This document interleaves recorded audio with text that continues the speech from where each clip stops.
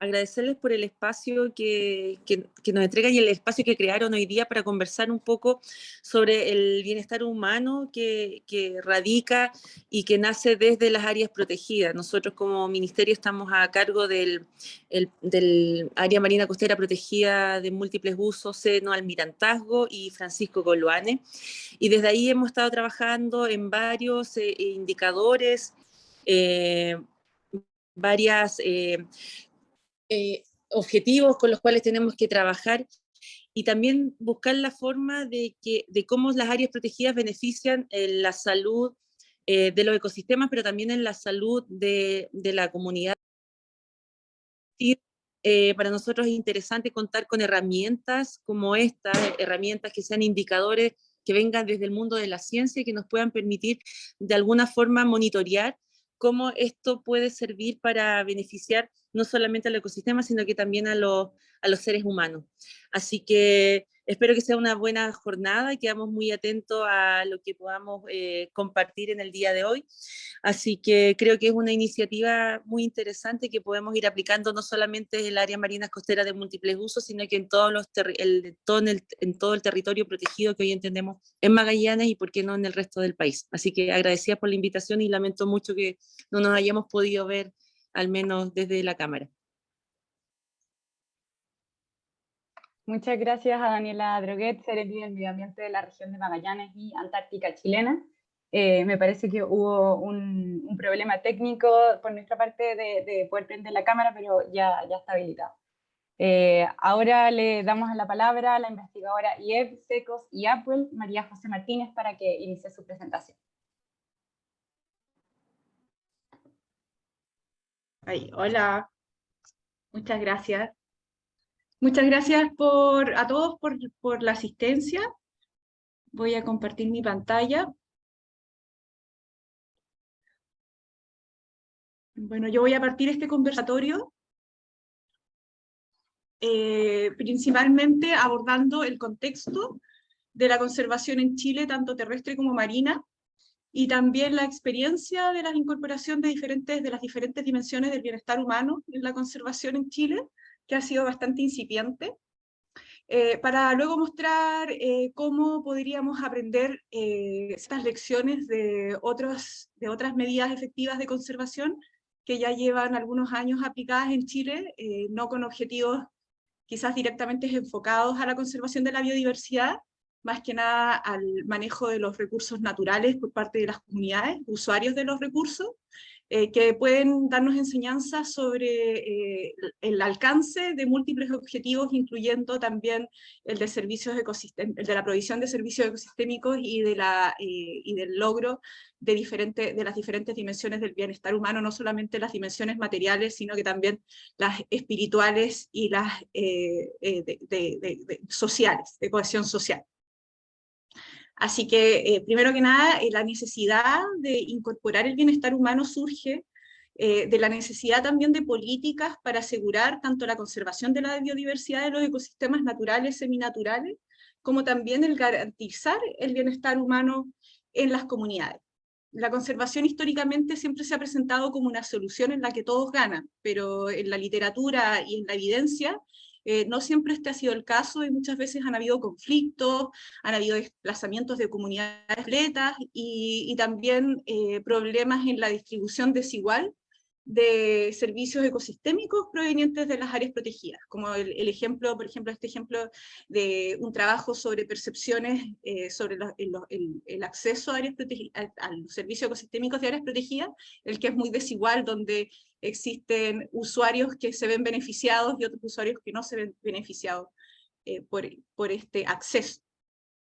Entonces existe esta necesidad de abordar estas diferentes dimensiones del bienestar humano para tomar medidas más efectivas tanto para la conservación de la biodiversidad como para las necesidades de las comunidades.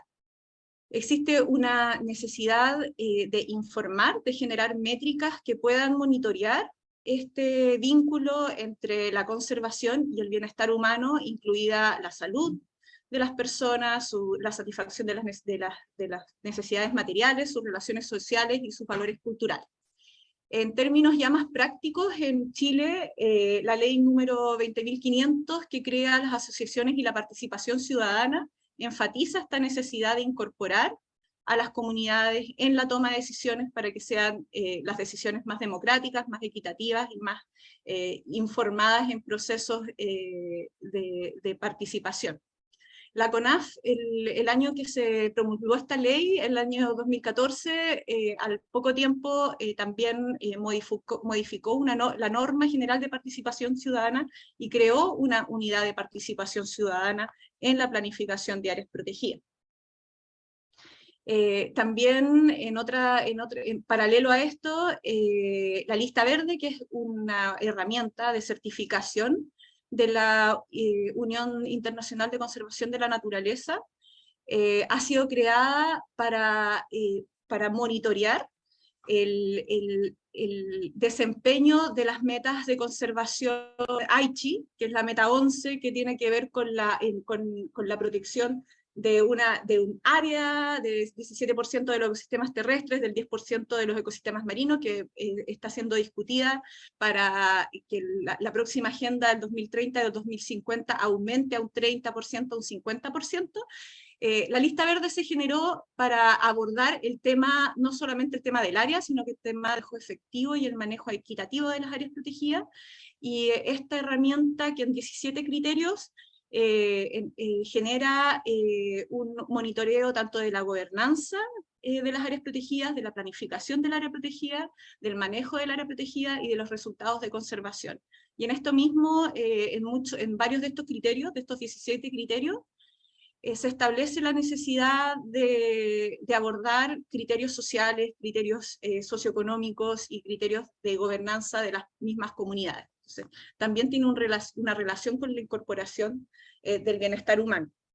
También en los estándares abiertos, que son ya adoptados por la Corporación Nacional Forestal en el Sistema Nacional de Áreas Protegidas, ha establecido que tiene una herramienta de manejo adaptativo, donde se identifican objetos de conservación, se identifican amenazas, a esos objetos se identifican medidas de desempeño de los objetos de conservación en el tiempo.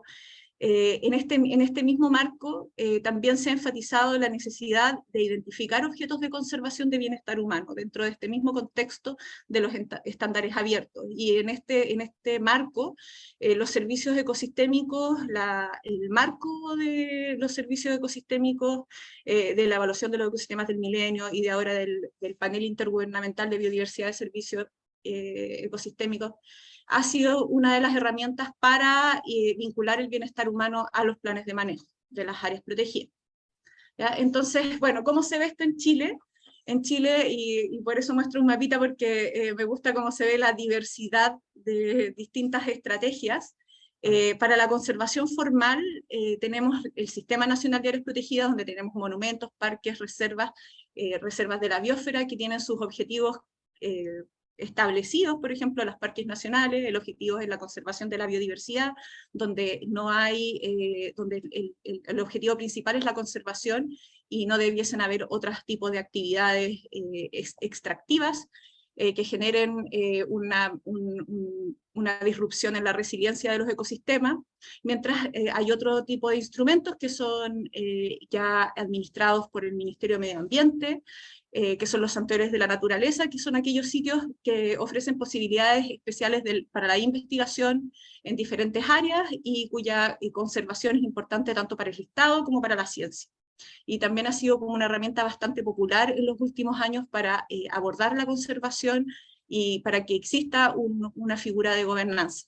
Asimismo, las áreas marinas protegidas han sido mucho más incipientes y institucionalmente mucho más heterogéneas. Por ejemplo, la primera área marina protegida, que es el Santuario de la Naturaleza del Estero Quitralco, partió como una declaración el año 1996, y desde ahí ha habido una transición, y actualmente esta figura anteriormente había sido administrada por Cernapesca, Subpesca, ahora es administrada por el Ministerio de Medio Ambiente. Asimismo, en el contexto costero tenemos en Chile 100 comunas que son costeras, donde hay más de 90.000 trabajos vinculados a la pesca artesanal. Entonces, somos un país bastante importante, y aquí también vemos la diferencia entre el norte y el sur, en otras estrategias efectivas para la conservación, como son los espacios costeros marinos protegidos de pueblos originarios, las reservas de las biosferas, las áreas protegidas privadas, y también las áreas de manejo de recursos bentónicos, que son otras estrategias que muchas veces están enfocadas en otros objetivos, como es el manejo de servicios ecosistémicos de provisión, de recursos naturales, pero que muchas veces, y que existen bastantes estudios en nuestro país, que también han generado importantes beneficios en el bienestar humano, no solo material, sino que también en el capital social, cohesión, colaboración, y otro tipo de beneficios que son más intangibles y más difíciles de monitorear. De acá vemos, no quiero tampoco ahondar mucho en esto, pero que existe una, en términos de las áreas marinas protegidas, es bastante desigual. El porcentaje protegido en cada región marina es bastante alto. Acá no mostré en el mapa las islas desventuradas, donde hay una alta protección marina. Sin embargo, esta es bastante desigual en términos de representación de las distintas ecorregiones marinas que existen en Chile, y que esto se podría, quizás esta desprotección se podría mejorar al incluir estas otras estrategias, como son las áreas de manejo o los espacios costeros marinos de pueblos originarios.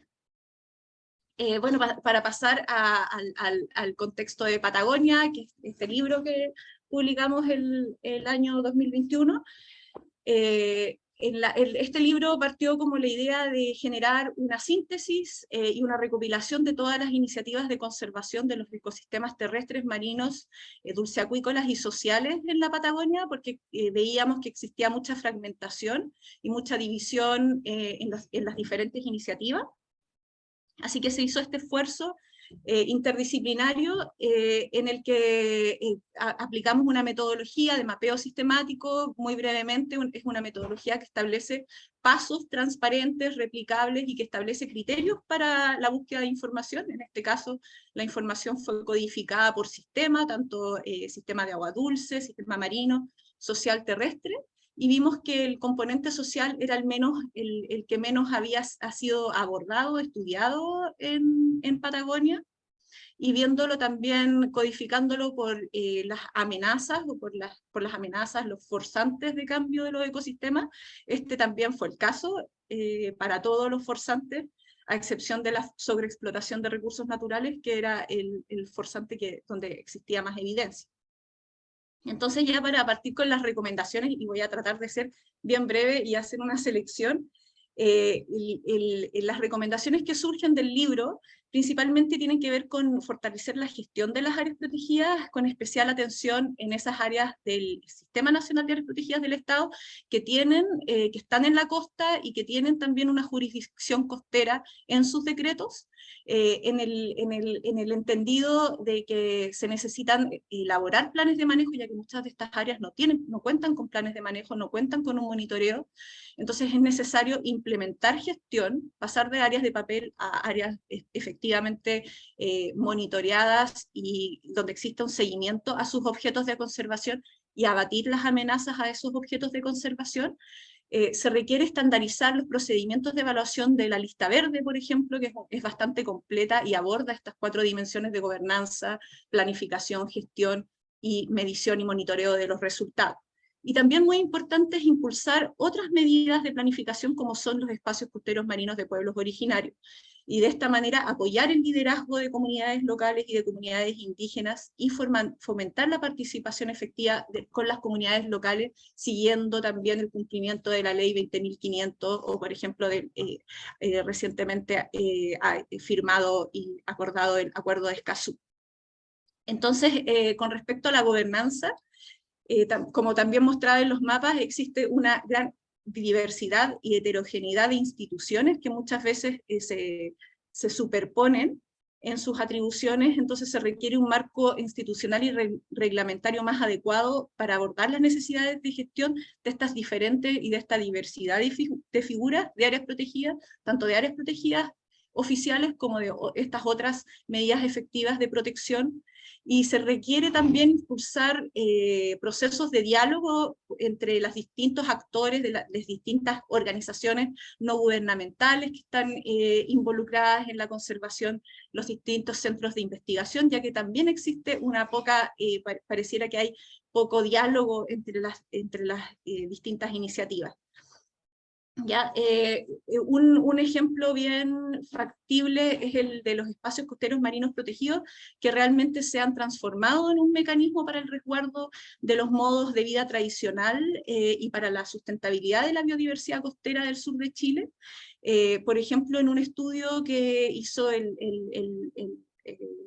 Francisco Arauz del Laboratorio de Antropología de la Conservación, ellos miden y proponen indicadores de bienestar humano basados en la cosmovisión mapuche, que define el buen vivir en base a las buenas relaciones con el entorno natural, con el entorno social, con las prácticas culturales y con el equilibrio espiritual. Entonces podríamos sacar varias lecciones de ahí.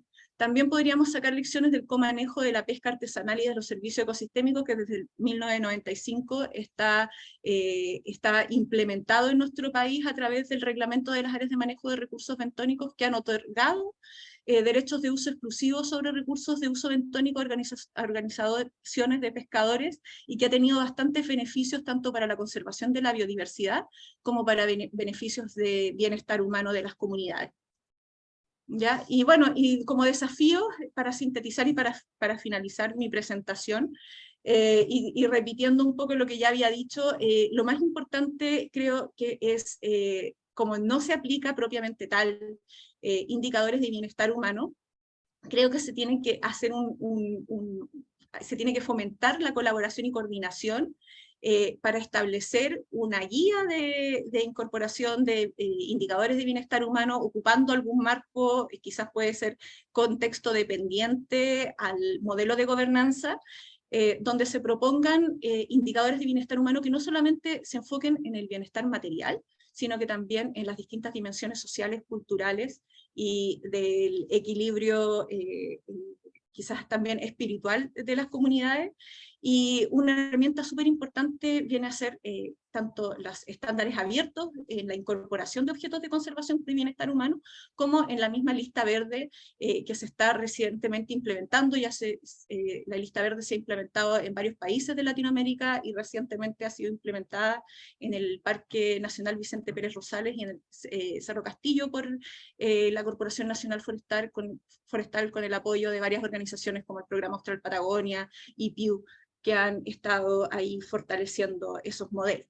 Así que, y bueno, y todo también, no solamente enfocarnos en las formas tradicionales de conservación, sino que también en otras medidas efectivas de conservación, como pueden ser los espacios marinos de pueblos originarios o las mismas áreas marinas de recursos bentónicos. Así que con eso finalizo mi presentación y preguntas siempre bien recibidas. Eso. Sí. Muchas gracias, María José, por tu presentación y por recordarnos la necesidad de políticas públicas que aseguren la conservación de la biodiversidad y los ecosistemas naturales y que al mismo tiempo garanticen el bienestar humano. Tal como les comentamos al principio, al final vamos a hacer una ronda de preguntas, así que quienes tengan preguntas nos pueden ir mandando las preguntas al chat y posteriormente vamos a realizarle las preguntas a los paneles. Ahora le damos la bienvenida a José Gerstle, director ejecutivo de Fotosíntesis Consultores. Bienvenido, José. Puedes empezar tu presentación.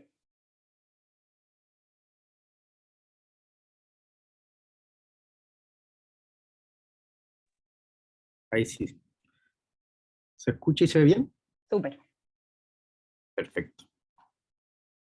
Ya, muchas gracias. Mi nombre es José Gerstle. Soy ingeniero agrónomo, magíster en conservación. Trabajo con el equipo de Fotosíntesis Consultores. Somos un equipo dedicado más que nada a proyectos de conservación, de todo, principalmente planificación en áreas protegidas, y también formo parte de una organización no gubernamental, se llama AINI, que trabaja en temas similares, conservación y ciencia para la conservación, pero desde un ámbito de organización no gubernamental. José, ahora, un segundo antes ¿sí? de partir, es que no se ve bien tu presentación, quedó como sumida en una esquina. Ah, Un segundo.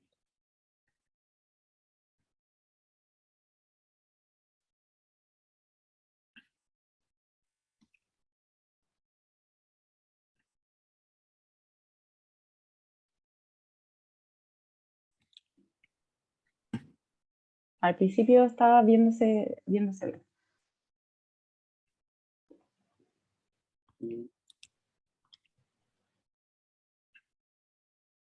Dame un segundito. Sí, no hay problema. Recordamos además que esta presentación va a quedar grabada y va a quedar disponible en el canal de YouTube del Instituto Milenios Secos, así que para quienes no hayan podido asistir o para quienes quieran volver a revisarla, va a quedar registro de ello.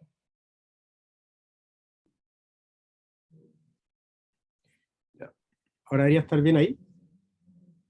Sí, ahí Y ahora debería estar completo. no, pasó lo mismo de antes. De repente si pone escape y...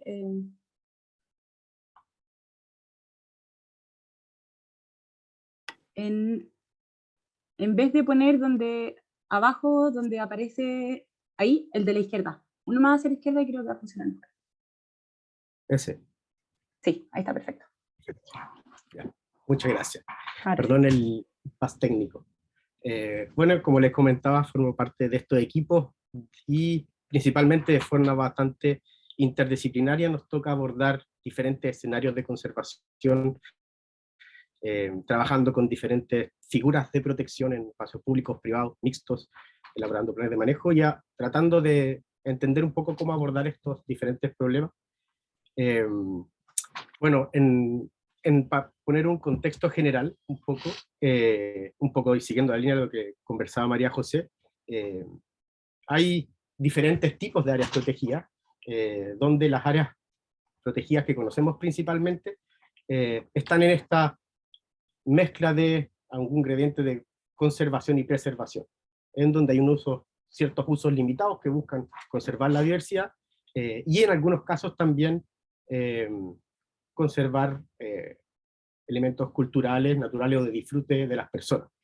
También en algunas buscan proveer de agua a alguna cuenca, son la cabecera de una cuenca y esa vegetación cumple esa función o servicio ecosistémico.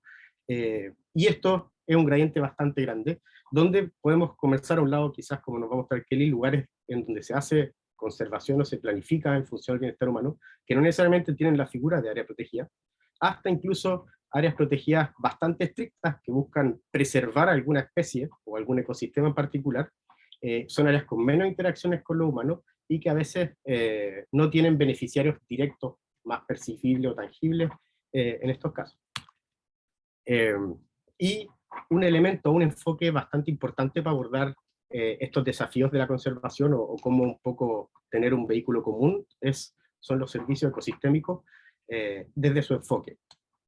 Tenemos este concepto de los servicios ecosistémicos, un poco que son estos elementos de bienestar o potenciales generadores de bienestar que nos ofrece la naturaleza. También es un enfoque que se ha desarrollado con el tiempo. Hoy día también se habla de los, en inglés, nature gifts, o los regalos que nos da la naturaleza. Y tiene distintos usos para conservación, mitigación, adaptación, etc. Y también es un discurso que vemos en muchos organismos públicos, en la academia, en la comunidad, pero a veces son un poco etéreos o complejos para poner en indicadores tangibles. Dentro de la planificación de la conservación, son un elemento muy relevante para ir desde cómo se piensa o se concibe una área protegida, lo que tiene como objeto de conservación, en el fondo su razón de ser, como en algunos casos esos objetos de conservación pueden ser o pueden producir servicio ecosistémico y que a su vez estos generan beneficios. Y esos beneficios también se pueden presentar de forma tangible y ya ser potenciales generadores de bienestar humano, personas que capturen esos beneficios. Podemos ver un poquito más adelante con algún ejemplo que, por ejemplo, la capacidad de un área protegida de captar carbono y ayudar al cambio climático, no necesariamente es algo que genera un beneficio, un bienestar humano tangible para quienes viven cerca de la área protegida, sino que es un aporte más hacia la humanidad. Y en esos casos puede ser un poco complejo abordarlos o tratar de ponerles indicadores. Ahí, como les comentaba, ya para terminar con este marco conceptual, para pasar a los ejemplos, los distintos servicios ecosistémicos que están, hay servicios de soporte, provisión, regulación climática, servicios culturales, están clasificados, hay varias clasificaciones. En Chile el Millennium Ecosystem Assessment es lo que más se utiliza, y estos servicios también están relacionados a otros componentes de bienestar humano, que también están bastante definidos, y distintos servicios, también distintos objetos de conservación, pueden, no siempre, generar estos componentes de bienestar humano, y ligados un poco cada uno a su contexto. Y ahora, un poco juntando esto con metodologías de planificación como los estándares abiertos, que es una metodología bastante utilizada en el mundo. Hay otras más, pero en el mundo y en Chile se ha adoptado, bajo la guía de CONAF de 2017, esta metodología un poco para abordar la planificación de las áreas protegidas. Ya vamos en la versión 4, que es el año pasado o antepasado, en donde se empiezan a recoger estos conceptos, pero todavía falta una especie de aquilatamiento, que estén un poco compartidos por diferentes actores. Entonces acá seleccioné una lista de objetos de conservación de diferentes áreas que nos ha tocado trabajar, de distinto tipo, para ver un poco cómo proponer un poco cómo se abordan. Muchas de ellas están en proceso, se están generando los planes de manejo, están las discusiones, y vamos a ver que hay hartas brechas o desafíos, también algunas oportunidades para cómo abordarlas. Un ejemplo es, por ejemplo, el Centro de Naturaleza Meullín-Puye, que queda en la región de Aysén, un área bastante grande, casi 30.000 hectáreas, y aislada, un poco de muy difícil acceso para comunidades que están cercanas en Aysén. Y cuando se generó el expediente para generar este Santuario de Naturaleza, uno de los objetos de conservación son los servicios ecosistémicos. Y después, un poco trabajando, Fundación CREEN, conjunto ahí hicimos un estudio de imaginario, un poco para entender cómo algunos actores percibían el servicio, el santuario. Nos fuimos dando cuenta que quizá el concepto de servicio ecosistémico es bastante amplio, porque si bien es un área que puede producir servicios de regulación climática, por ejemplo, estos ríos aportan nutrientes al fiordo Aysén, que lo hacen, que le dan vida al fiordo, por así decirlo. La red hídrica también tiene una pristinidad muy alta, y muchas bosques y turberas que pueden ser captadores de carbono, un servicio de regulación. Es muy difícil eso traspasarlo a algún beneficiario directo, a no ser a futuro que hayan mecanismos un poco más tangibles para ver estos traspasos de beneficio. Entonces empezamos a ver que la condición de algún área, su aislamiento, su tamaño, cuánta gente se relaciona a ella, pasa a ser algo muy relevante para establecer indicadores de bienestar relacionados a la conservación de estos objetos de conservación. Otro ejemplo también complejo, junto al equipo, principalmente el equipo Carolina, Beatriz, Valentina y Valentina, no sé si se me va alguien más, trabajaron, y Marlene y Patricio, en el plan de manejo en el plan de manejo del Parque Nacional Conguillío. Y acá hay dos objetos de conservación, Itrofil Moñén y la Araucaria, pero sobre todo Itrofil Moñén, que cuando se empezó a tratar de un poco ponerles indicadores de bienestar a un concepto que viene de la cosmovisión mapuche, entra en una lógica de conservación más occidental, pareciera ser generar barreras o dificultades que en los estudios que, por ejemplo, mencionaba María José, Francisco Arauz aborda desde un punto de vista académico, y también hay que empezar a bajar con la experiencia de otros profesionales, de las comunidades, a ver cómo a eso se le puede ir generando indicadores, pero plantean ciertas dificultades no menores, y que dependen mucho de la voluntad de los equipos consultores, de la gobernanza de las áreas protegidas, en este caso, y en general de esos actores, a bajarlos desde conceptos más académicos o políticos, de políticas públicas. Otro ejemplo, y ahora con objetos de conservación que pueden ser ligados a indicadores más tangibles. Santuario de Naturaleza Piedra del Viento, que queda en la región de O'Higgins, un santuario marino costero.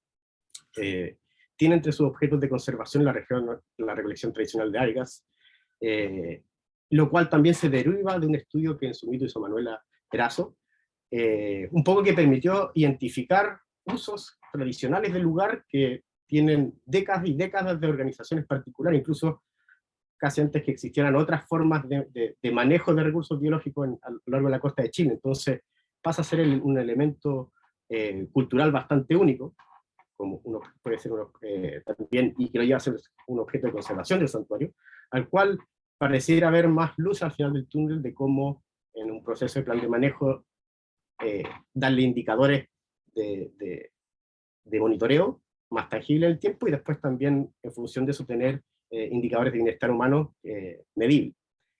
Lo mismo con la protección de rompientes para la práctica de deportes, deportes acuáticos. Windsurf, surf, pesca, son un objeto de conservación cultural del santuario, del cual pareciera ser bastante más fácil generarle indicadores, porque también tiene grupos de beneficiarios más reconocibles, que se pueden encontrar con más facilidad, y son lugares no tan grandes un poco para manejarlo en este tipo de situación. Otro ejemplo, Santuario de Naturaleza de Cutipaya, acá en Valdivia, es un santuario que tiene una de las particularidades entre sus objetos de conservación. La foto de abajo un poco se ve gran parte del santuario, que es el espejo de agua, que se ve con su diversidad, otro objeto de conservación biológico, pero uno muy particular son los carpinteros de Rivera.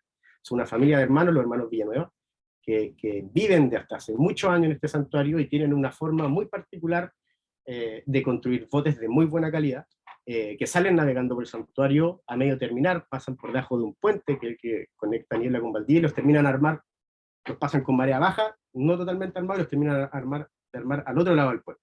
Y ahí se van navegando hasta Chiloé, a Magallanes y Puno, que son botes que venden a la pesca artesanal en hartas ocasiones.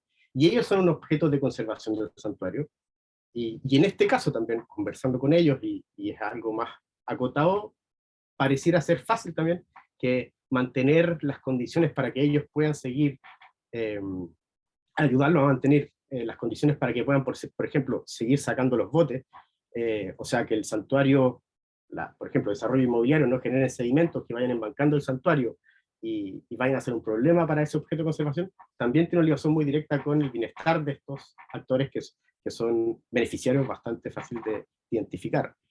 Las aves en este humedal, o el turismo asociado, el turismo de kayak asociado a eso, tampoco pareciera ser complejo de abordar, porque coyunturalmente es un santuario que permite un control de eso de otra forma más fácil. Por último, otro ejemplo que lo puse porque tiene una particularidad, el Cerro Poqui, Santuario de Naturaleza Cerro Poqui, es un lugar muy biodiverso en términos de flora, de diversidad, pero sobre todo, y un altísimo endemismo en la región de O'Higgins, muy amenazados por los incendios en la cordillera de Coltauco, y dentro de sus objetos de conservación tiene en su patrimonio religioso y cultural. Hay una virgen en la cima, y todos los años la gente hace una peregrinación al lugar, lo cual también es una amenaza para los ecosistemas que son las poblaciones más al sur de Roble de Santiago, en Otofagón Macucarpa.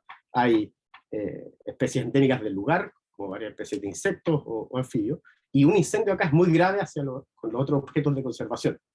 Entonces eso requiere manejo en donde hay que tener una relación más cercana con la comunidad. Hay un equipo de administradores que se ha ido formando con el tiempo, porque este lugar, además de ser un centro de naturaleza, tiene encima un derecho real de conservación, lo cual ha ayudado a solventar cosas que muchas veces los santuarios de la naturaleza no tienen en su proposición un poco de herramientas para conservación.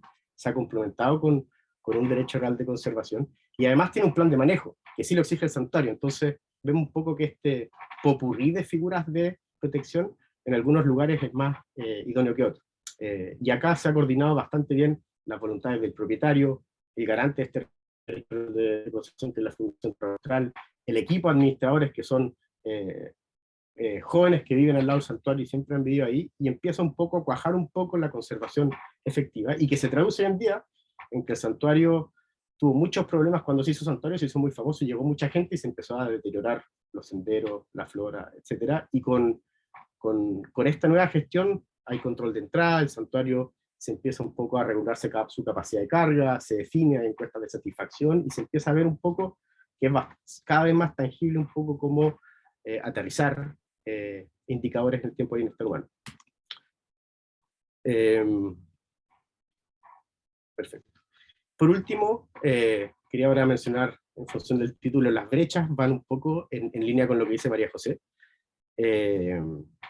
También creo que hay un poco de dispersión de conceptos entre lo práctico, lo académico, el discurso político de políticas públicas, en donde pareciera ser necesario que hay que aunar conceptos y aterrizarlos, como se dice, poner la pelota en el piso, como se dice en Chile, un poco para empezar a tangibilizar muchos de estos elementos que hace 10 años están en los discursos, pero en la práctica hay dificultades, muchas veces los equipos consultorios de gobernanza no saben cómo abordarlos, cuesta bajarlos de la academia, y las políticas públicas, o quienes un poco las generan, cuesta exigirlo. Entonces, pareciera ser que terminan dependiendo de la voluntad y las capacidades de los equipos técnicos, o de las disposiciones de las gobernanzas de las áreas protegidas a abordar estos temas.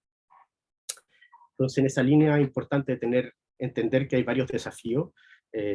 Muchas áreas protegidas con mayor aprovechamiento también tienen mayor cantidad de amenazas.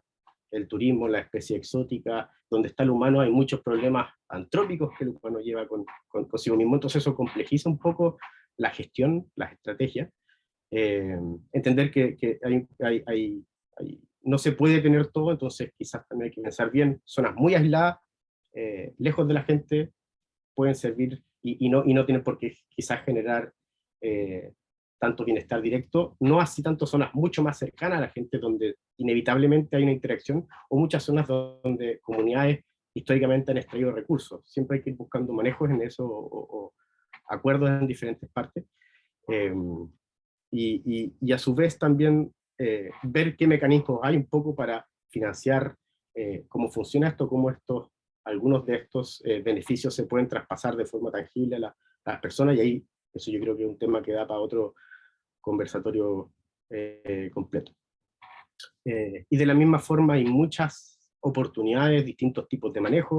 Hay áreas protegidas que incluso tienen a la ganadería tradicional en sus objetos de conservación, y la ganadería regenerativa en ciertos lugares y casos pareciera calzar con esto, ayuda a regenerar suelo y aumentar un poco la oferta de servicios que generan bienestar humano a las personas. Se necesitan estos espacios para colaborar y coordinar estos esfuerzos. Una guía práctica co-construida entre diferentes expertos académicos, servicios públicos, sería muy útil, por ejemplo, para la utilización práctica de esto, y así como los estándares abiertos son abiertos, y mencionar estos temas, también tienen muchos espacios para incluirlos de forma más vinculante en algunas partes de los procesos de planificación de áreas protegidas, lo cual quizás Kelly nos va a mostrar ejemplos más adelante en el tiempo, cómo está un buen escenario, como muchas de estas prácticas se bajan a la realidad, y entender que no necesariamente un área protegida tiene que ser oficial para producir bienestar. También hay manejos comunitarios de áreas que no son necesariamente santuarios, parques o las áreas del Estado, que sí proveen estos beneficios hacia todas las personas. Y en virtud del tiempo, esa es la presentación. Muchas gracias. Muchas gracias, José. Muy importante lo que mencionas respecto a la necesidad de unificar conceptos, aterrizarlos para crear este marco conceptual que aborde este importante tema. Les recordamos que vamos a realizar una ronda de preguntas al final del conversatorio, por lo que les invitamos a dejar sus preguntas en el botón de preguntas. Por último, invitamos a la profesora asociada de Oregon State University, Kelly Bidenweg, a comenzar su presentación. Buenas tardes, Kelly, bienvenida. Gracias por estar aquí. Buenas tardes. Gracias a todos ustedes, gracias a Pepe, gracias a María José por abrirlo. Y yo les voy a contar una historia que tal vez les interese. Perdón. Este no fue. No estoy compartiendo todavía, ¿no? No, está bien. Está bien, perfecto.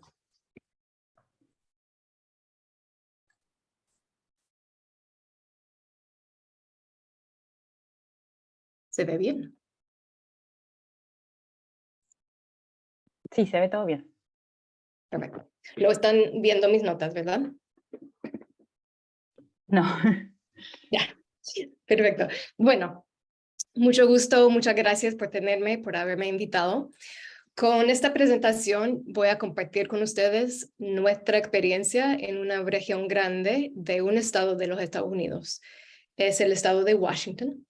Y la experiencia que voy a compartir es la creación y monitoreo de indicadores de bienestar humano y el uso de ellos en la conceptualización y planificación de restauración ambiental. Nuestra visión es de reintegrar los humanos a la restauración ecológica, ya que en lugares como este, la salud de uno depende en la salud del otro. Creemos que prestando atención al enlace socioecológico, podemos crear estrategias más eficaces, más justas y más inspiradoras. Y antes de empezar con la historia, voy a reconocer el trabajo de equipo que hemos hecho durante 10 años. Todo lo que van a ver en esta presentación fue conceptualizada y implementada por un equipo de investigadores y practicantes de agencias de servicios públicos y de académicos. Voy a pasar un poco rápido por lo que hemos hecho en estos 10 años. Empezaré con unos antecedentes importantes como la geografía del lugar, las políticas locales y los marcos conceptuales que usamos. De allí voy a explicar cómo creamos los indicadores de bienestar humano, cómo los monitoreamos y cómo se usa el concepto de bienestar humano en la planificación a escala local y a escala del seno total de Puget. Bueno, primero, ¿qué hace único el Puget Sound o el seno Puget? Primero quiero explicar, y ya dijo eso Pepe, que esta región no es un parque, pero sí tiene varios parques adentro. Es una área de diversos recursos naturales y es un área donde vive mucha gente. Incluye el mar, la tierra y las aguas dulces que forman parte de esa gran cuenca en el noroeste de los Estados Unidos, pegado a Canadá. Es tierra de 28 tribus indígenas reconocidas por los Estados Unidos. Eso quiere decir que son como 28 países porque ya son soberanas. Y también 4 millones de personas, y esta región es una región que está creciendo muy rápidamente. La región está gestionada por docenas de instituciones federales, estatales, indígenas, ONGs, ciudades y condados.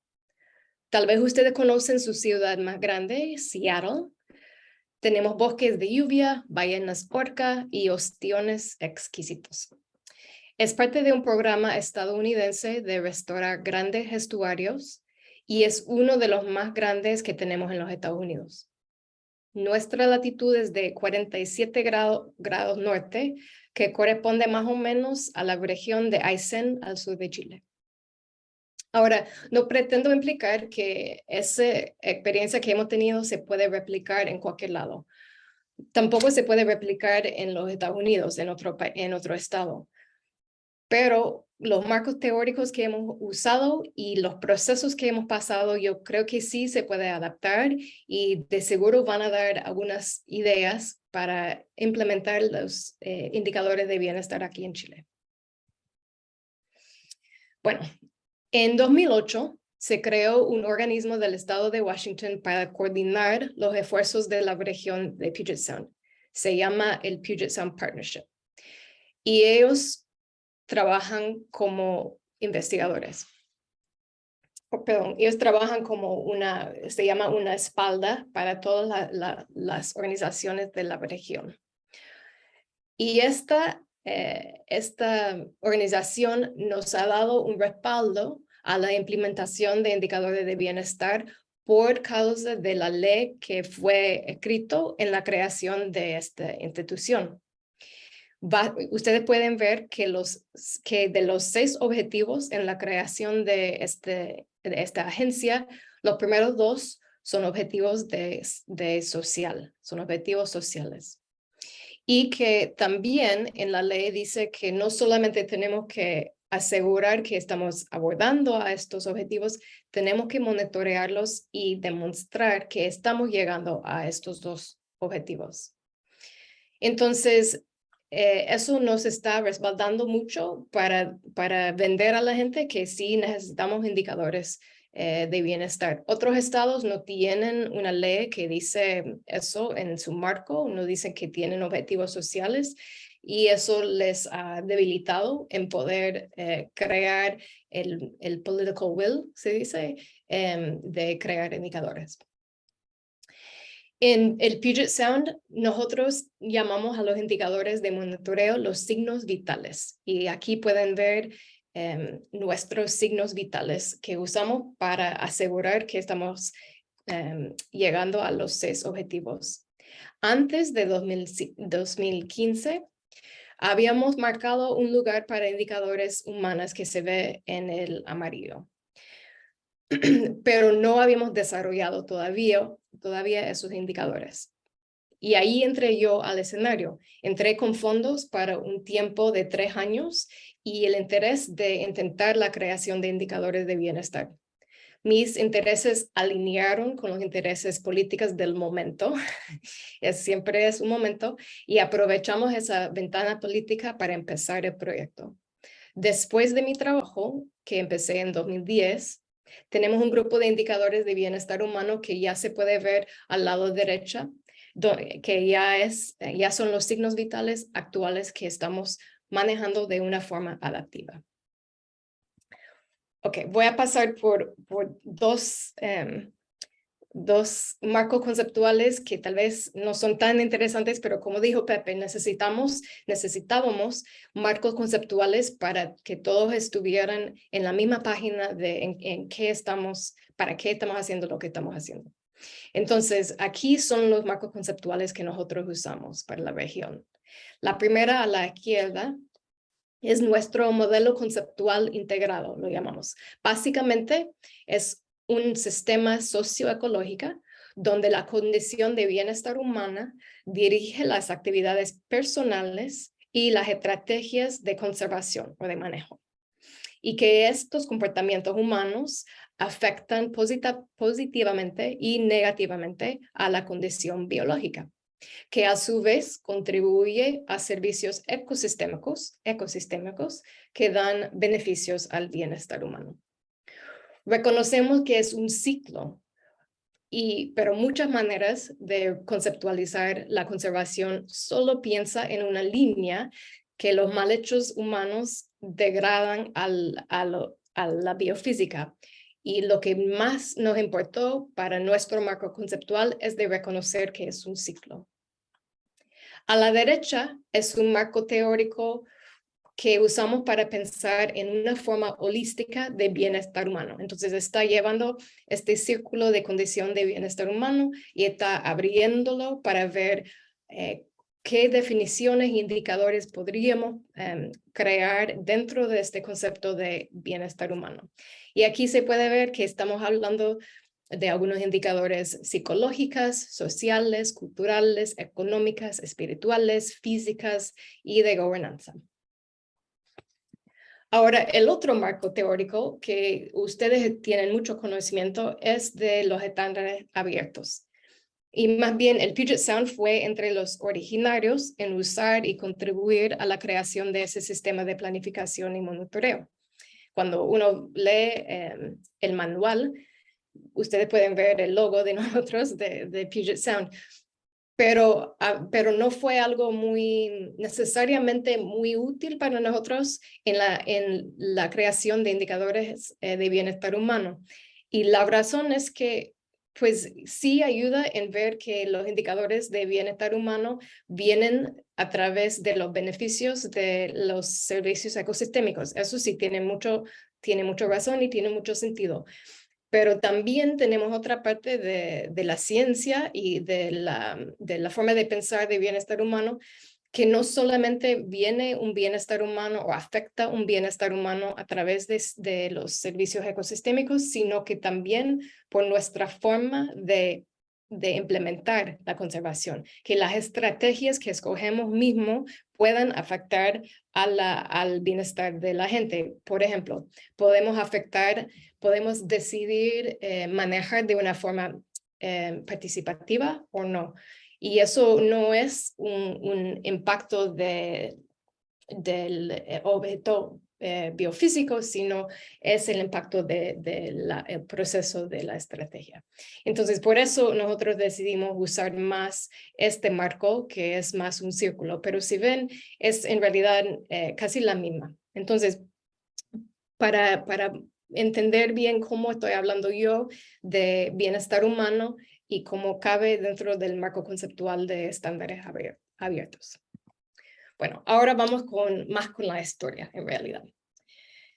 Para crear los indicadores al nivel del seno Puget, tomé 3 cuencas más pequeñas dentro del Puget Sound. Entonces, el seno tiene como 10 cuencas y tomamos 3 cuencas como muestras para buscar indicadores relevantes entre ellos y recomendarlos a nivel regional. En estas cuencas traje una lista de indicadores creadas basado en teoría y revisión de datos existentes que ya teníamos. En cada lugar hicimos 3 talleres en cada lugar, entonces 9 talleres en total para tener una replicación. Y en estos talleres los participantes fueron personas que trabajan o se integran al bienestar humano de alguna manera de la zona. Y estamos hablando de bienestar humano vinculado siempre al medio ambiente. No estamos hablando de bienestar humano así como obesidad o algo que no podemos vincular directamente. Pero que sí, las personas que estaban participando eran personas de salud pública que entienden cómo puede afectar el estado del medio ambiente al bienestar humano. También llegaba gente de ONGs, de grupos recreativos y de los tribus también para hablar de aspectos culturales. Pero también nosotros nos damos cuenta que los aspectos culturales no son solo de indígena, que también agricultores y pescadores tienen sus propias culturas que también queremos respetar y cuidar. Entonces, basado en la lista que les entregué, identificaron los indicadores más relevantes para su contexto, dando modificaciones para mejorarlos. Y este diagrama que pueden ver acá muestra los atributos más importantes para cada zona. Entonces, esta cuenca de Hood Canal, estos eran los más importantes. Y aquí se puede ver el cruce, donde los 3 lugares tenían algo en común. Y escogí, no les dije, pero Hood Canal es un lugar preservado, no vive mucha gente ahí, es donde están los ostiones exquisitos. El Puyallup es un lugar muy industrializado y el Whatcom es un lugar de agricultura. Entonces, los tomamos porque tienen relaciones socioecológicas muy diferentes, pero queríamos hallar indicadores que eran relevantes para el lugar, para todo el seno. Y de estos entonces estos son atributos, pero tienen indicadores medibles adentro y llevamos los indicadores a 2 grupos de personas para de ahí clasificarlos y decidir cuáles realmente íbamos a monitorear. Entonces, primero los llevamos a un grupo de científicos sociales que los clasificaron por su rigor científico y por otros criterios que si eran medibles, entendibles, por ejemplo, y también los llevamos a los agentes de instituciones públicas que también los clasificaron, pero los clasificaron por otros criterios que eran más relevantes a ellos. Por ejemplo, si eran útiles para comunicar el trabajo de la agencia y así. De ahí, con la clasificación de estos 2 grupos, finalizamos una lista de indicadores que fueron presentados al gobierno estatal para adoptarlos de una forma formal. Entonces tuvimos que llegar y presentarlos y decirles que fueron creados por las comunidades y clasificados por científicos y por personas en la práctica, la práctica política. Adoptamos los indicadores con fondos dedicados cada 2 años para la recolección de datos. Antes de llegar a la colección de datos, quiero enseñarles qué representan los indicadores. Aquí, ojalá que se acuerden un poco del marco teórico o el marco conceptual, y quiero que se enfoquen en estas flechas verdes y amarillo, o bueno, son anaranjados.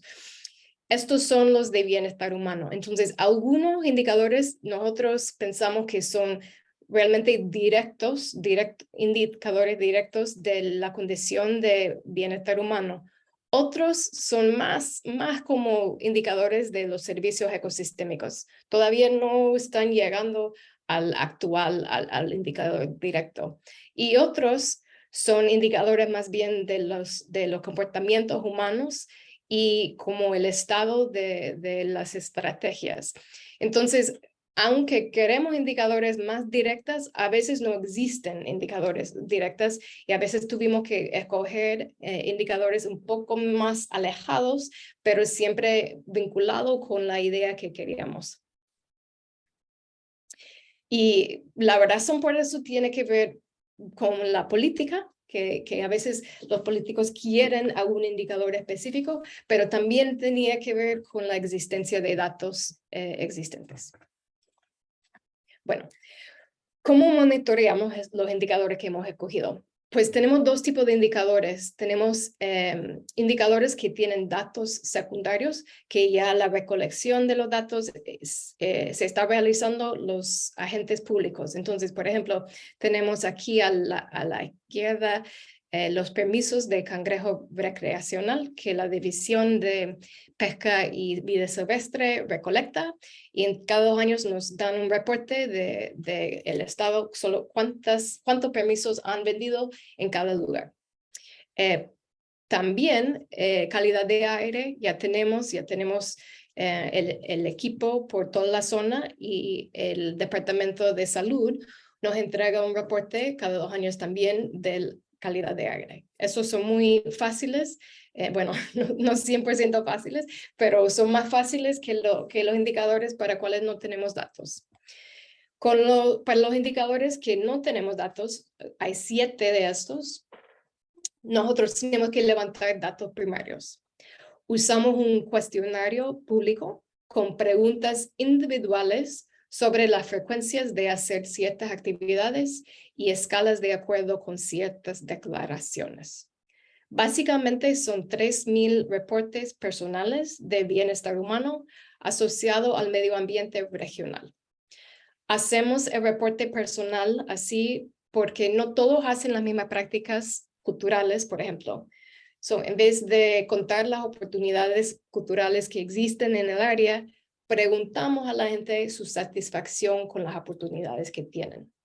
Esta opción de hacer una encuesta no es muy común, y hay otra manera de llegar a datos de bienestar humano, y podemos hablar de eso después. Pero nosotros tenemos la facilidad de conseguir las direcciones por correo y hacer una encuesta así. Como la región es muy poblada, tenemos acceso, como digo, a todas las direcciones, a todos los domicilios. Escogemos una muestra aleatoria y mandamos 2 cartas postales y la encuesta a estas direcciones. Las 2 veces que hemos hecho la encuesta, tenemos más o menos una tasa de respuesta de 30%, que en los estudios sociales es algo muy bueno. Estamos muy felices con esa tasa. Y si no se puede usar correo con ustedes, como digo, podemos hablar de otra manera de sacar muestras. Ahora, ya teniendo los datos, reportamos los datos en mapas y gráficas. También podemos modelar con estadística los factores personales que contribuyen más al estado de los indicadores. Entonces, aquí tenemos un ejemplo que es el indicador de sentido del lugar. Y este indicador está hecho de un índice de 7 preguntas. Y aquí el gráfico solo nos dice la frecuencia de respuestas al nivel de acuerdo que la gente tiene a la declaración. Entonces, ese es solo un gráfico de frecuencia. Pero aquí tenemos un gráfico espacial, porque sabemos la casa de cada persona, sabemos dónde vive cada persona que ha respondido, y entonces podemos poner sus datos en un SIG, en GIS, y podemos ver, por ejemplo, dónde hay más sentido de lugar, que son las zonas calientes, los rojos, comparado a los lugares que tienen menos sentido de lugar, que son los en azul, y los grises están como un promedio. Aquí se puede ver los resultados del modelo de regresión usando los datos demográficos para ver cuáles pueden explicar un poco la variación del sentido del lugar de la gente que vive ahí. En realidad se puede ver, si ustedes entienden cómo es una regresión, que casi la información demográfica en realidad no explica nada. Quiere decir que hay mucha variedad y que las mujeres no piensan de una forma diferente a los hombres. En realidad es que hay mucha variación, y en realidad más bien se ve que la variación tiene más que ver con dónde viven que cómo son demográficamente. Y también todo eso existe en una plataforma web interactivo y un reporte visual en PDF. Bueno, por último, quiero compartir cómo incluimos al bienestar humano en la planificación. Y voy a compartir 2 niveles. Aquí estamos hablando solo de una cuenca que se llama Hood Canal. Es un fiordo. Es el fiordo donde hay muchos ostiones. Y ellos querían hacer un proyecto se llama la iniciativa de Shellfish, de mariscos. Y este lugar está gestionado, por 2 comunidades indígenas y 3 condados. Y ellos querían trabajar juntos, esas 5 entidades, para crear la iniciativa de mariscos. Durante 18 meses, nosotros reunimos durante COVID, entonces fue todo por Zoom, para crear su iniciativa de mariscos basado en una definición de objetivos y clasificación de estrategias. Aunque ellos podrían tomar como objetivos los signos vitales de la región, decidieron crear sus propios objetivos, que aquí pueden ver objetivo 1 a 6. 3 de ellos tienen que ver directamente con el bienestar humano, el aprecio cultural, la economía sustentable y las oportunidades de recolectar ostiones, más que todo ostiones. Los otros son más biofísicos, hábitat, calidad de agua y poblaciones de ostiones nativos. Para determinar cuáles estrategias podrían más apoyarnos a llegar a estos objetivos, usamos un proceso de toma de decisiones estructurados. Structured Decision Making, si conocen, donde clasificamos cada estrategia propuesta por cada de los 6 objetivos. Al final llegamos al gráfico a la derecha, que no pretendo que vean, estoy segura que no lo pueden ver, pero es más para darles la idea de cómo fue al final el resultado del proceso que hicimos. Aquí a la izquierda son las estrategias propuestas que podríamos hacer para mejorar la situación de los mariscos en el lugar. A la derecha es la suma de cuánto responderá cada estrategia a cada objetivo. Los colores van vinculando con los objetivos que tenemos, dándonos una clasificación o calificación multiobjetivo. Quiere decir que al final los 10 primeros o los 10 estrategias más importantes eran las estrategias que más nos ayudaba a llegar a todos los objetivos, inclusive objetivos humanos. Y si nosotros hubiéramos enfocado solo en los objetivos biofísicos, hubieran sido otras estrategias y tal vez hubiéramos tenido al menos no beneficios humanos, pero también podría haber tenido un impacto negativo en los objetivos humanos. Bueno, entonces es una idea de cómo usar la idea de bienestar humano para la planificación. Al nivel del seno entero completo de Puget Sound, este año realmente fue el primer año en que sentimos que logramos algo en la parte de la planificación y no solo el monitoreo. El monitoreo de recolectar datos y tener los signos vitales ya está todo bien, pero también queremos afectar a la planificación. Cada 4 años levantamos una agenda de acción para guiar financiamiento y planificación a nivel de Puget Sound para todos los actores que yo les he dicho que están trabajando ahí. Y cuando una institución estatal quiere realizar un proyecto, por ejemplo, de la agenda de acción, tiene que ser una estrategia que coordina con la agenda de acción. Entonces, tiene mucho poder esta agenda de acción. Este año creamos 6 objetivos específicos para la agenda de acción, con 6 tipos de acciones y ejemplos de cómo se puede ejecutarlas. Los primeros 3 objetivos tienen que ver con componentes biofísicas, pero el quinto es de asegurar el bienestar humano con 6 agrupaciones basados en los signos vitales que acabo de enseñarles para proyectos. Entonces, tener los objetivos de bienestar en este documento nos ha servido de capacitar a más gente porque cientos de personas conocen y usan para su planificación. Y también de enseñarles a ellos cómo se puede conceptualizar y planificar para el bienestar humano sin perder su enfoque en la restauración ambiental.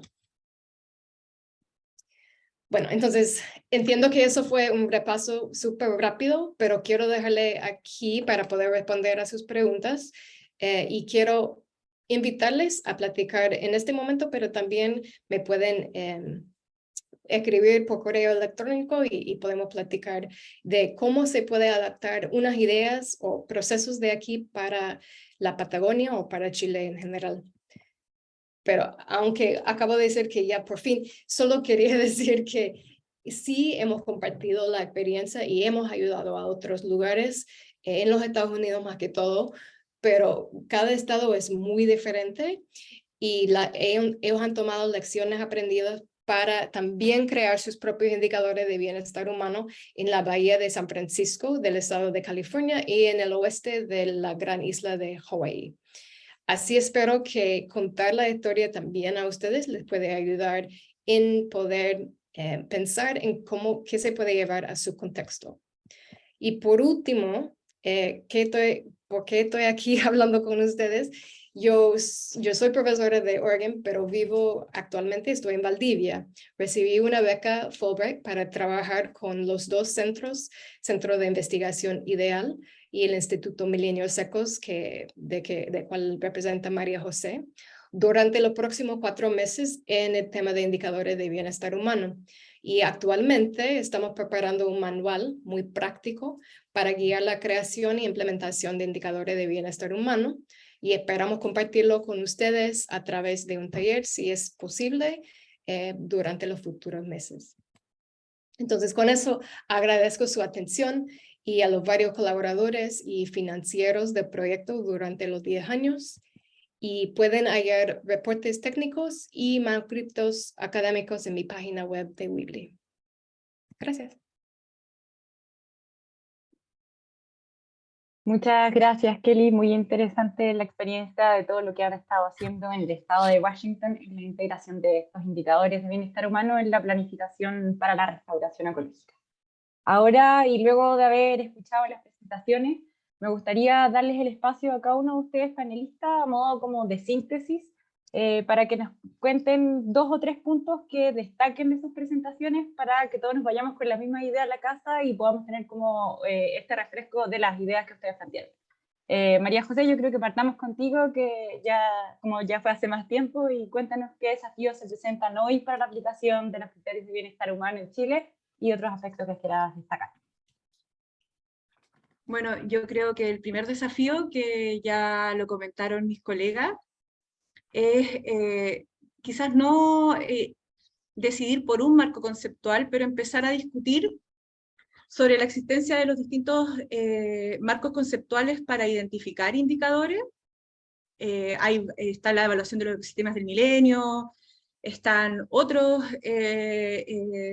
marcos conceptuales que abordan distintas dimensiones de gobernanza, de beneficios de salud, de beneficios materiales, de beneficios espirituales. Entonces creo que hay que ajustarse en primer lugar a un marco conceptual, identificar cuáles serían esos indicadores que se pueden monitorear en el tiempo, que serían quizás más factibles o costo eficientes para monitorear.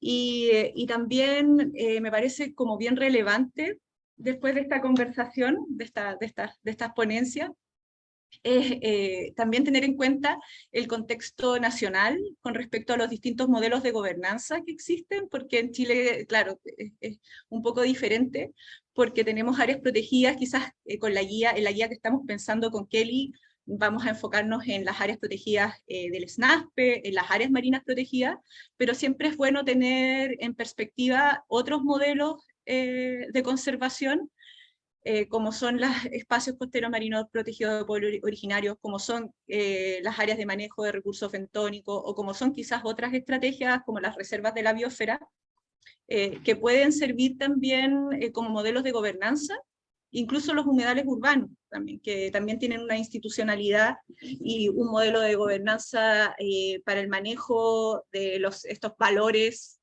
tanto valores ambientales o valores de los ecosistemas, como también las contribuciones y las múltiples contribuciones que generan al bienestar humano, enfocándose en este abanico muy bonito que presenta Kelly, en donde uno no se enfoca solamente en aquellos beneficios que son tangibles o percibibles o cuantificables en un mapa, sino que también esos que son más intangibles y que podemos buscar herramientas que tengan que ver con la participación, que tengan que ver con los marcos legales de participación que ya están implementados en nuestro país y que serían una forma quizás bien efectiva de implementarlos a través de estos indicadores, porque implica per se que tengan que haber instancias de participación con las comunidades.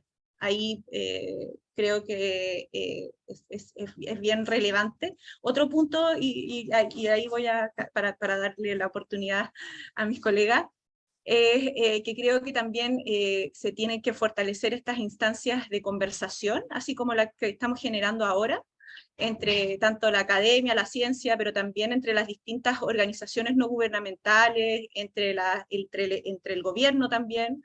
Por cierto, también es muy bueno que estuviese la Seremi acá, para fomentar estos espacios de diálogo y no se trata de escoger un marco conceptual, quizás se pueden adaptar a los distintos contextos o modelos de gobernanza, pero sí que exista un diálogo más fluido entre las distintas iniciativas para poder lograr en el corto plazo la incorporación del bienestar humano como uno de los criterios en la planificación y en el manejo de áreas protegidas, que en este momento en nuestro país es bastante incipiente. Entonces tenemos ahí una oportunidad, porque hay varios procesos que están ocurriendo en distintas áreas, varias organizaciones que están responsables en distintas áreas, como el ejemplo de la implementación de los estándares abiertos, el desarrollo de planes de manejo y también de la implementación de herramientas de certificación como es la lista verde.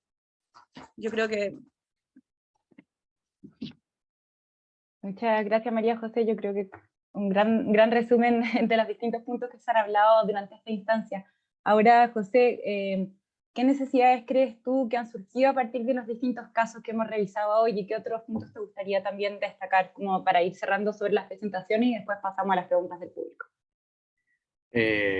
Muchas gracias. Yo creo que lo que es importante destacar es que mucho de esta planificación no existen panaceas como un modelo que funcione en todos los casos, son bastante caso a caso, siempre hay que tenerlo en mente y atreverse un poco a experimentar o de ir mezclando figuras de protección. Algunas los humedales urbanos tienen elementos muy útiles y buenos, por ejemplo, sobre todo en cómo ayudar a fiscalizar un área protegida, algo que no tiene un santuario, pero sí ofrece la gobernanza, y hay zonas que quedan fuera de toda figura, pero existen los derechos reales de conservación, entonces se puede un mosaico de figuras, o algunas áreas simplemente mejor que no tengan ninguna figura, pero pueden tener acuerdos de distintos actores que lo manejan de tal forma, y que entre esa triada entre academia, expertos en el terreno, como se pueden llamar, y servicios públicos relacionados, un poco generar esa coordinación, pero con esa mente de que para lograr la conservación efectiva, quizás ir mezclando y probando estos elementos puede ser importante. Y también un poco, como haciendo hincapié en lo que decía María José, esa necesidad de aunar estos términos, metodologías con alguna herramienta. Hay hartas guías para hacer santuarios, para hacer todos los tipos de figuras de protección, y hay manuales para hacer planes de manejo. No estaría mal tener alguna guía un poco que permita ir aterrizando esta idea y haciéndolas tangibles para muchos actores que no tienen por qué conocer estos conceptos que a veces están muy elevados, pero en verdad son cosas muy de sentido común. Entonces ahí quizás hay espacio, oportunidades para desarrollar estas cosas. Eso a modo general y resumido. Gracias, José. Yo creo que es importante, justo con lo que mencionas, contar también a la audiencia, y que Kelly ya lo mencionó, que tanto Kelly como María José, junto a la investigadora Ideal Iseco y académica de la Universidad Austral, Laura Nahuelhual, están creando un manual de cómo crear indicadores de bienestar humano y que va a estar pronto a lanzarse. Este manual incluye cómo se generan indicadores y cuáles son las particularidades entendiendo la conservación en un contexto dependiente cuando se trata del bienestar humano. Así que para quienes están inscritos, cuando ya esté ese documento desarrollado, se les va a enviar al mismo mail con que se inscribieron, y después se va a realizar un taller también para la aplicabilidad de este manual, que también se les va a estar informando por correo y obviamente por las redes sociales, tanto del SECO como del Centro Ideal. Y por último, Kelly, antes de partir con las preguntas del público, me gustaría preguntarte con qué es lo que te gustaría que la audiencia se quede a partir de tu presentación, y qué es lo que hace que un indicador sea uno bueno. Yo creo que eso sería un buen elemento para ir cerrando. Ya, sí. Bueno, primero un punto clave es de aprovechar de las oportunidades de las ventanas políticas que decimos. Cuando existe la motivación y existe la necesidad, hazlo y de ahí adaptamos. Porque lo mismo nos pasó a nosotros. Si seguimos siempre platicando y platicando de teoría, nunca vamos a avanzar. Entonces, mi opinión, no todos están de acuerdo, es de intentar y ir mejorando a través de la experiencia. Segundo, un buen indicador. Un buen indicador representa algo que queremos que mejore a través de nuestra conservación y que realmente tiene sentido, que se puede mejorar a través de lo que estamos haciendo, o que no importe por parte de nuestra actividad de conservación. Entonces, no solo son servicios ecosistémicos, sino que también son situaciones actuales como de sociales, que podríamos lastimosamente con la conservación empeorar, y necesitamos indicadores para asegurar que no lo estamos haciendo. Y eso tiene mucho más que ver con indicadores de gobernanza, de participación, de acceso y tenencia de tierra. Súper, muchas gracias. Ahora vamos a pasar a las preguntas del público.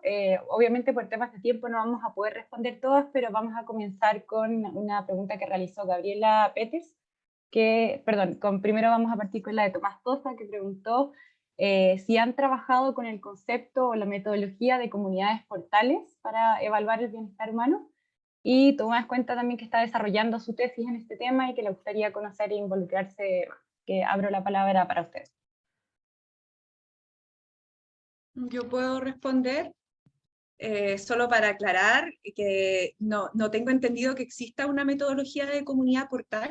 Entiendo que es un concepto que se está implementando en varias localidades en el sur de Chile, principalmente para enfatizar, para apoyar a servicios de turismo y economía local que dependen de áreas protegidas que están cerca. Entonces, como un modelo que implementó y que está implementando la Universidad Austral de Chile a través del programa Austral Patagonia, con Pew y con Balum Latam, creo.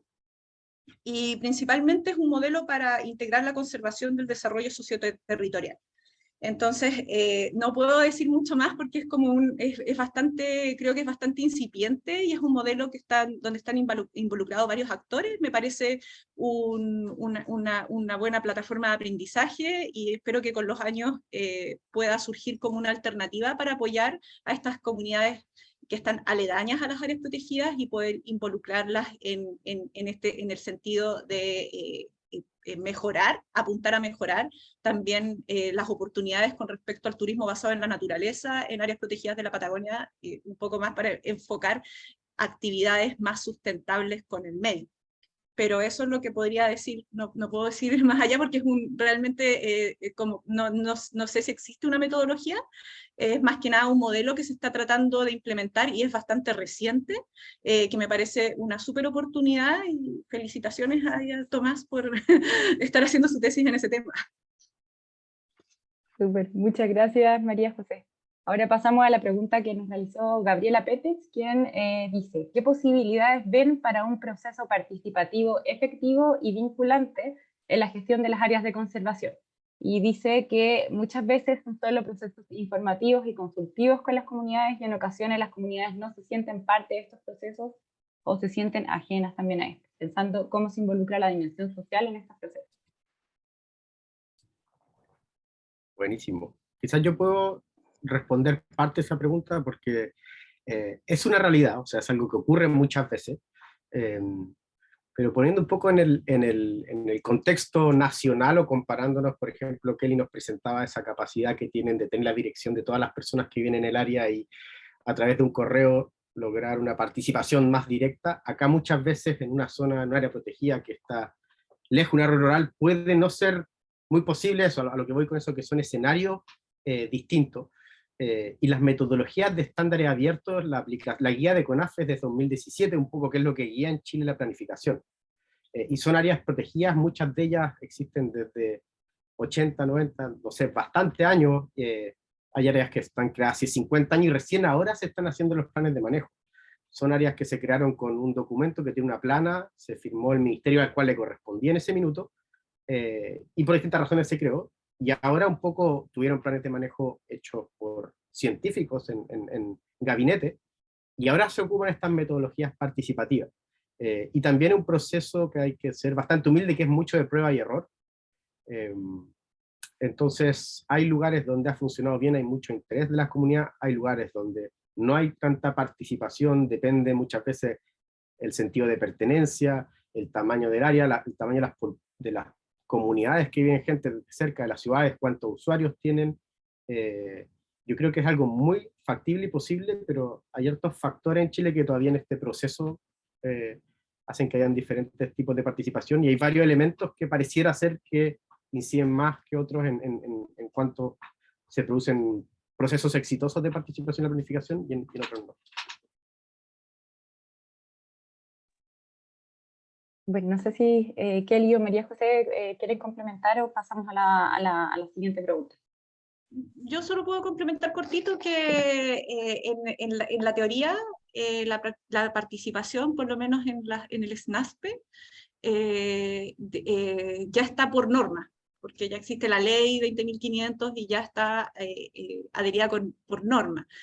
No sé realmente cómo funciona,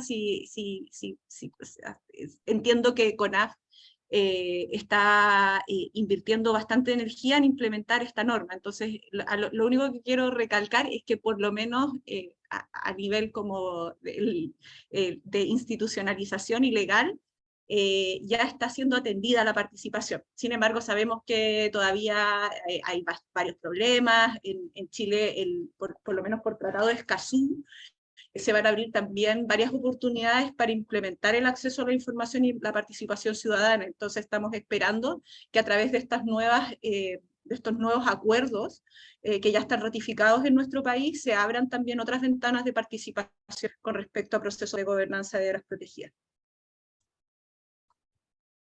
Muchas gracias María José, y aprovecho de comentar que Mariano de la Maza desde CONAF cuenta que este año diseñaron y pilotearon un indicador de bienestar humano para el SNASPE, considerando la percepción de satisfacción y bienestar en diversos ámbitos vinculados a las ASP y pensando en la factibilidad de implementación en el SNASPE. Así que dice que con gusto pueden conversar al respecto en otra ocasión, y que gracias y salud. También les cuento un poco de la experiencia que nos relata Marcelo Silva, quien nos escribe desde Caleta Hornitos, al norte de Chile. Él es consejero regional del pueblo Chango de la región de Antofagasta, y cuenta que vive dentro de una zona de sacrificio en Mejillones. Y dice, como pueblo indígena y pescadores nos sentimos abandonados en todo aspecto, ya que las industrias que contaminan nuestra bahía, a vista y paciencia de una y otras autoridades, no podemos tener las herramientas para solicitar reparación ambiental del fondo marino. Ahí a mí me surgió el interrogante, ¿cómo la incorporación de estos indicadores de bienestar humano podrían aportar con el desarrollo sostenible de zonas como estas a futuro?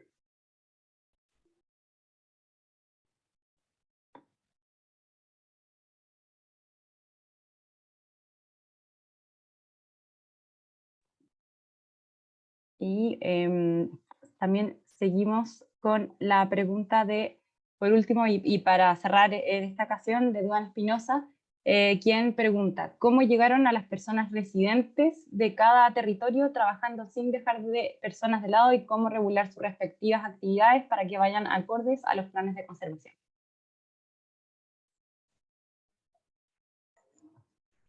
Bueno, yo podría empezar con, pues mi forma de pensar en monitorear el bienestar humano no es, sí ayuda a la planificación, pero más que todo es para monitorearlo. No quiere decir que estamos tomando decisión todavía, más bien necesitamos los datos para saber qué está haciendo la gente y qué se siente la gente, para de ahí tomar la decisión de cuáles son los trade-offs entre los dos. Entonces, no necesariamente tenemos que vincular, pues sí debe ser vinculado a lo que pensamos que puede haber, pero debemos estar midiendo los indicadores que pensamos que puede ser afectados. No sé si eso suena.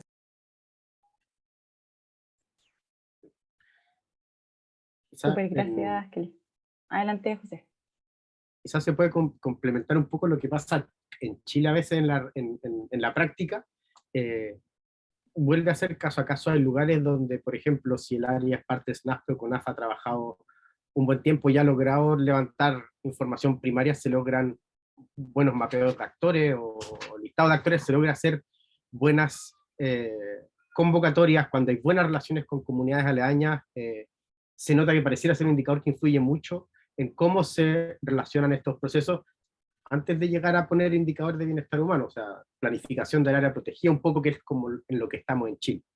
Y en otros lugares, zonas más aisladas, es como muchas veces también es a las personas que les motiva mucho el tema o que tienen actividades productivas relacionadas a el área, sea turismo, sea extracción de recursos hidrogeológicos, etcétera.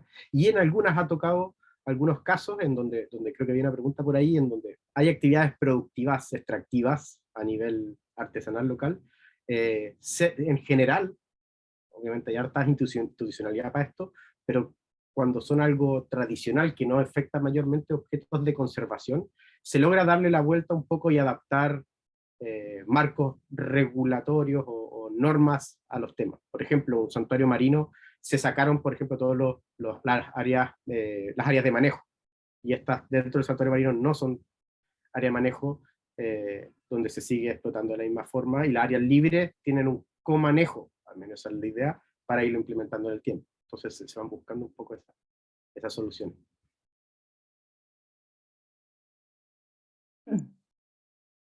Súper, muchas gracias, José. Y bueno, ya estamos en la hora ya de ir cerrando, así que aprovecho de agradecer a todos y todas por sus preguntas y por su participación en el conversatorio. Luego de estas tres interesantes presentaciones y la conversación que hemos tenido posteriormente, se hace visible que existe la necesidad de una unificación de criterios de bienestar humano y de un marco conceptual general para abordar estos criterios.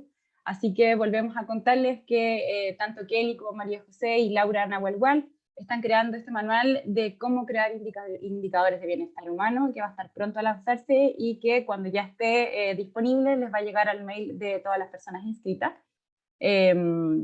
Además, les va a llegar un link para la inscripción a un taller de capacitación para saber cómo implementar este manual y los desafíos que por supuesto conlleva.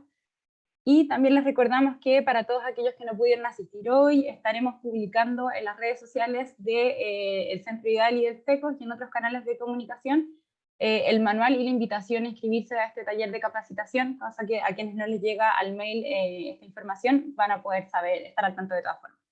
Así que dicho esto, cerramos la actividad del día de hoy, organizada por el Instituto Milenios Secos y el Centro Ideal. Le damos las gracias a Kelly, a María José y a José por sus interesantísimas presentaciones, y gracias a todas las personas que nos acompañaron. Esperamos verlas en una nueva actividad y estaremos en contacto para hacerles llegar el manual en que están trabajando estas 3 investigadoras, y por cualquier duda o consultas que tengan o ganas de seguir conversando, dejamos en el chat los mails de María José, de Kelly, de José y también de Laura Nahuelpan. Así que muchas gracias por estar hoy con nosotros. Gracias.